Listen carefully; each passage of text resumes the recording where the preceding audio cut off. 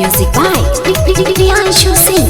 अरे सारे लड़के एक जैसे होते हैं, प्यार करके फिर छोड़ देते हैं। हाँ, सारे लड़के एक जैसे होते हैं, प्यार करके फिर छोड़ देते हैं। बोल मीठा बोल के बबल छुरी होता है, छुरी होता है। ऐसी भी क्या मजबूरी होता है, क्या लड़ाई करना सबको जरूरी होता है। अच्छा।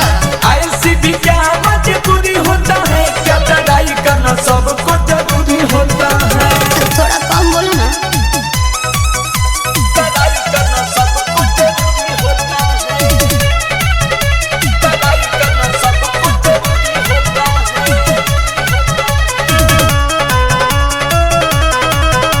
लड़ाई करना सबको जरूरी होता है। बहुत दिल से जाते हो रुखत से अवकात रे, जान गई हूँ सबकी तोड़ दूंगी दात रे, तोड़ दूंगी दात रे, समझे। थोड़ा दुनिया से मैं तो अलग हूँ जाना, अच्छा। मैं हूँ जो पसंद मेरे पीछे आना। सब हीरो जैसा दिल ओ मपूरी होता है, ओ मपूरी होता है, होता है। ऐसी भी क्या मजबूरी होता है, क्या? लड़ाई करना सबको जरूरी होता है।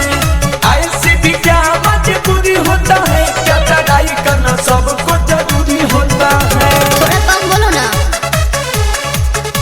लड़ाई करना सबको जरूरी होता है। लड़ाई करना सबको जरूरी होता है।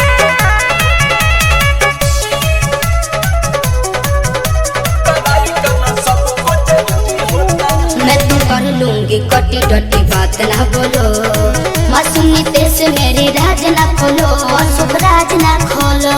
चुप रहो ना। आज कहाँ कहाँ बोलो आज माई गई हो, आज कितनों से अब तक सताई गई हो। इसलिए मुझे लड़कों से दूरी होता है, दूरी होता है। ऐसी भी क्या मजबूरी होता है, क्या लड़ाई करना सबको जरूरी होता है। ऐसी भी क्या मजबूरी होता है, क्या लड़ाई करना सबको जरूरी होता है। प्यार करके देखो।